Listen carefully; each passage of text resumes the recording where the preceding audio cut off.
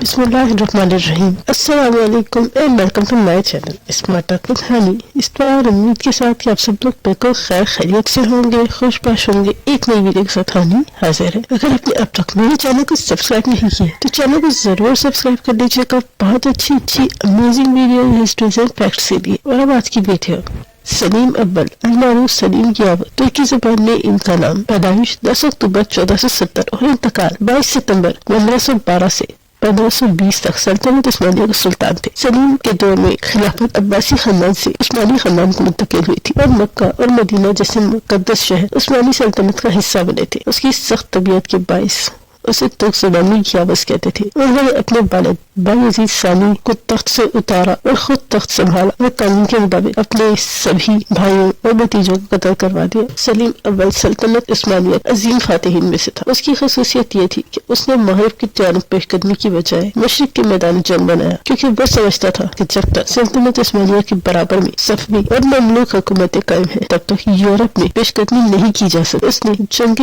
مجدابق اور جنگ رانیہ میں مملوکوں کو شکست دے کر شام، فلسطین اور مصر کو عثمانی قلمروں میں شامل کر دیا۔ مملوکوں کو شکست مملوکوں کی شکست سے حجاز اور اس میں واقع مکہ اور مدینہ جیسی شہر عثمانی سلطنت کے زیر اثر آ گئے۔ اس فتح کے بعد قاہرہ، جہاں مملوکوں کے زیر نگین آخری عباسی خلیفہ اور متوکل ثالث سلیم اول کے ہاتھوں خلافت سے دستبردار ہو کر خلافت عباسی کو خلافت عثمانیہ کے حوالے عثمانی خاندان کے حوالے کر دیا۔ مملوکیوں کو 1516 اور 1517 کے عرصے میں شکست ہوئی، جبکہ ان کی مملکت اپنے بڑھاپے کی عمر کو پہنچ چکی تھی اور ان کی تاریخ کا آخری صفحہ قلم بند ہونا تھا۔ بحیثیت ایک بڑی اسلامی طاقت کے خواہ مشرق اوسط میں یا پوری دنیا میں یا اپنا تشخص اور اپنے شباب کو برقرار رکھنے پر اپنی قدرت کو کھو بیٹھے تھے، سو ان کی حکومت زوال پذیر ہوئی اور ان کے زیر نگین علاقے عثمانیوں کے قبضے میں آ گئے۔ سلیم نے اپنے لیے حاکم الحرمین کی بجائے خادم الحرمین شریفین کا لقب پسند کیا اور خلافت حاصل کر کے خلیفہ اور امیر المومنین کہلایا۔ مصر سے نمٹنے کے بعد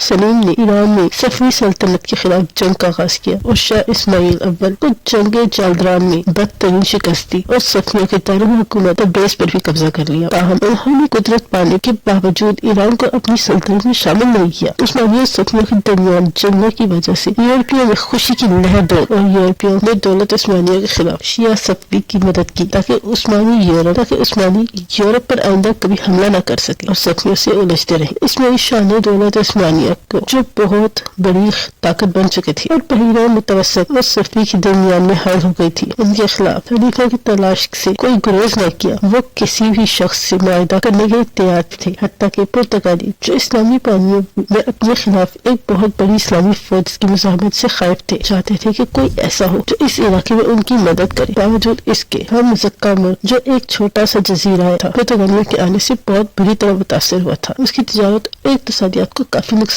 پہنچا، مگر پھر بھی شاہ اسماعیل اپنی ذاتی مصلحتوں اور عثمانیوں کے ساتھ قیمے کی وجہ سے پرتگالیوں کے ساتھ ہر قیمت پر صلح کرنے کے لیے تیار تھا۔ اس میں تعجب کی کوئی بات نہیں کہ اس نے بہت ہی معمولی فائدے کے بدلے ہومس پر پرتگالی قبضے کو تسلیم کر لیا تھا، لیکن پرتگالیوں نے اپنے حلیف شاہ اسماعیل کو یہ فرصت کب دی تھی کہ وہ فائدہ اٹھاتا۔ شاہ اسماعیل کی یہ پالیسی پرتگالیوں کے خلیج پر تسلط میں معاون ثابت ہوئی۔ اپنے دور میں سلیم نے سلطنت عثمانیہ کا رقبہ 25 لاکھ مربع میل سے 59 لاکھ مربع میل تک پہنچا دیا تھا۔ مصر کی مہم سے واپس آنے کے بعد سلیم نے جزیرہ رہودس پر چڑھائی کی تیاری شروع کر دی، تاہم اس دوران وہ بیمار ہو گئے۔ 9 سال تک پایا تخت سنبھالنے کے بعد ان کا انتقال ہوا۔ اس وقت اس کی عمر 54 سال تھی۔ سلیم اول فارسی اور ترکی دونوں زبان میں شاعری کرتے تھے۔ سلیم اول کے اور آباء اجداد کو ایک عظیم مقام حاصل تھا جو لقب خلافت کے استعمال سے پوری مطابقت رکھتا تھا، بالخصوص اس وقت جب قاہرہ میں جو مرکز خلافت تھا کوئی دمخم نہیں تھا۔ سلیم کی فتوحات نے اسے طاقتور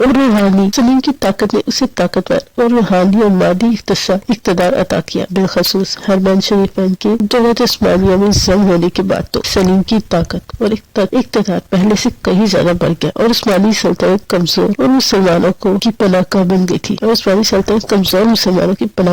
جس کی طرف وہ امید بھری نظروں سے دیکھ رہے تھے۔ اور ایشیا اور افریقہ اسلامی بندرگاہوں پر پرتگالیوں کے حملے کے بعد اس کی مدد پر یقین رکھتے تھے۔ مصر ایک دفعہ پھر خلافت اسلامیہ کی طرف لوٹ آیا، جیسا کہ وہ ابتدائی اسلامی دور میں تھا، جب سلیم اول مصر کی تخت حکومت پر براجمان ہوا تھا، تمام جراسکا کو معاف کر دیا تھا۔ مصری سلاطین نے اوقاف سے کچھ تعرض نہ کیا، بلکہ اوقاف، منافع، چراگاہوں اور حرمین شریفین کی آمدنی اور محاصل کے لیے درجات مقرر کر دیے۔ یتیموں، مشائخ، معذوروں کے لیے بھی وظائف مقرر کیے۔ قلعوں کی تعمیر اور صوفیہ کی مسارح کا بندوبست بھی کیا۔ مظالم، نور حضور اور تمام ناجائز ٹیکسز ختم کر دیے۔ تمام علاقوں کو نظم و نسق قائم کیا۔ جب سلیم اول فوت ہوئے تو ان کا بیٹا غازی سلطان سلیمان تخت نشین ہوا، جنہوں نے بہترین اصول حکمرانیت کی بنیاد رکھی، آگے عکاسی کی تکمیل کی، ملک کے تمام علاقوں میں نظم و نسق قائم کیا، اندھیروں کو مٹایا، دین کی میناروں کو بلند کیا، کافروں کی آگ کو بھسم کیا۔ تمام علاقے ان کی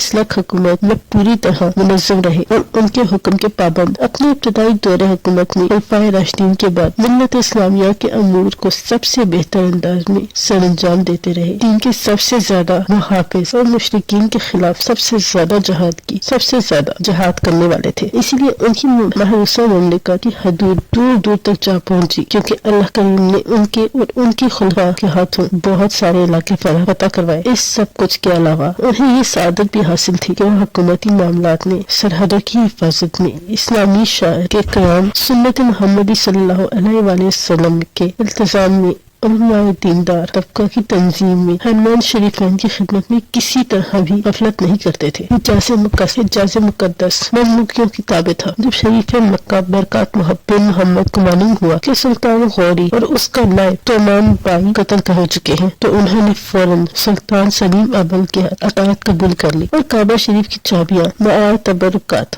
ان کے حوالے کر دی۔ سلطان نے شریف حجاز برکات کو اپنے منصب پر باقی رکھا اور انہیں وسیع اختیارات، اور اس طرح سلیم اول کو حرمین شریفین کے خادم ہونے کی سعادت بھی حاصل ہو گئی۔ اب سلطان سلیم عالم اسلام کا سب سے طاقتور فرمانروا تھا اور اس کی قدر ملت پہلے سے کہیں زیادہ بڑھ چکی تھی۔ بالخصوص جب دولت عثمانیہ نے مقدس مقامات کے لیے بہت سے اوقاف قائم کیے، ان اوقاف کی آمدنی قصر سلطانی میں ایک متصل خزانہ میں جمع ہوتی رہی۔ حجاز مقدس کے عثمانیوں کے زیر نگی آنے کی وجہ سے بحر الاحمر پر عثمانیوں کا غلبہ حاصل ہو گیا اور حجاز مقدس اور بحر الاحمر سے پرتگالی خطرہ ٹل گیا، اور یہ غلبہ 18ویں صدی کے اختتام تک باقی رہا۔ یہ انفارمیٹیو ویڈیو اگر آپ کو پسند آئی ہو تو ویڈیو کو ضرور لائک کیجیے گا، چینل کو سبسکرائب کر دیجیے گا بہت اچھی مزید ویڈیوز کے لیے۔ تو ہمیں یاد رکھیے گا۔ اللہ حافظ۔